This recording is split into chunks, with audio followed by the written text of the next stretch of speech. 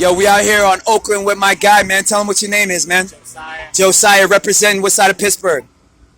On the Hill District. Representing the Hill District. All right, so have you ever seen the movie Goonies? Probably. I White guy, very popular actor. He was riding his bike one day, and he had a crush on a chick, and they were all in high school. The one guy, the popular yuppie, you know, the guy with the sweaters. You ever see the guys with the sweaters, like yuppie guys? Yeah. He had a drop-top convertible, and he pulled up at a traffic light, and he grabbed his hand on the bike and took him with him and let him off at the cliff. What is your experience whenever you come to a light and you see the guys driving the cars that you want to drive, and you're riding your bike back and forth to work? At first I was like, man, I want that car. Man, I wish I had that car. But then I was like, yo, I gotta be happy where I'm at. You know, gotta be happy. Like not content, but more just happy of like, yo, this is your life. Don't try to compare yourself to others.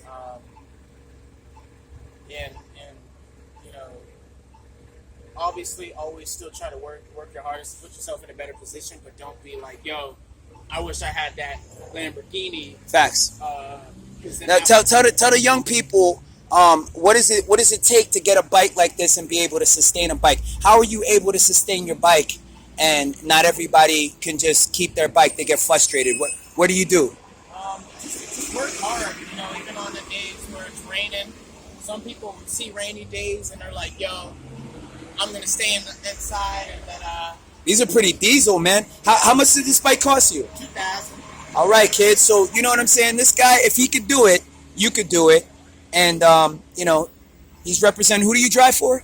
I do Uber Eats. He does Uber Eats. Okay. I got this bike living in the shelter. Okay. So I was living in the shelter and I was doing Uber Eats on a mountain bike, so it wasn't electric. Yeah. So yeah, I was living in the shelter, didn't have to pay any rent. So I'm like, yo, I might as well just hustle on the electric. What do you see the future of Pittsburgh for this young generation? Like with all the economic climate going on right now, do you think a lot of people are saying, you know what, it's good for me to have a backup plan, a job, or do you think a lot of people are really more so on the internet trying to do some like techie savvy stuff? Like what's going on? I think it's both. Oh my God, we got another delivery food guy. Yo, what's your motivation delivering food today, man? What made you get up and hop on that bike today? Yeah, my man, respect that guy. Yeah. So tell me what you're saying though. So, but I really think that it's about whatever your lane is, whatever your drive is. You know, figure that out. It's a good lane, man. I really, I didn't know enough about it. I used to deliver food for Domino's Pizza in New Jersey, and it was fun. I like riding around my car listening to my music. I used to smoke weed and all that before I became a cop. But you know what I'm saying? Even when I retire, I might go back to doing it, but I want to play it safe, and I want to smoke weed like in a legal state. Like most likely, I'll probably move to Detroit or New Jersey or New York where it's legal. But right now, I got to graduate. Are you in college right now, or what do you do? I should go back to college, honestly. What would you go for, man?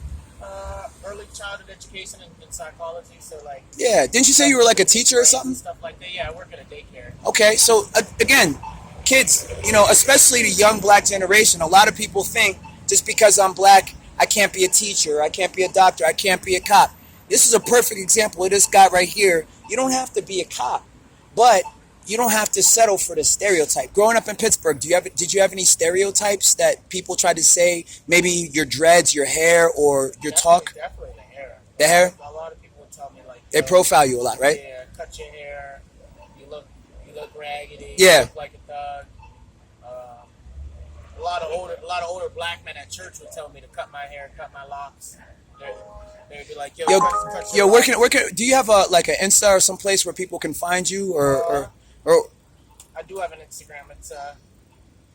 It's Josiah, like Joxiya Bendecido. Make sure you come to City Hall. Yeah. I speak at City Hall online every week. There's a regular meeting, and we're trying to help people that actually need weed get a legal license for it. We want to get it recreational in PA. So I'm with lobbyists. I'm with Martha Stewart, CBD. I support Snoop Dogg and all he's doing. But my goal is to start an all-black and an all-Latino law firm so we can help people, who, human rights have been discriminated against. So be on the lookout Free more female inmates. That's a group on Facebook.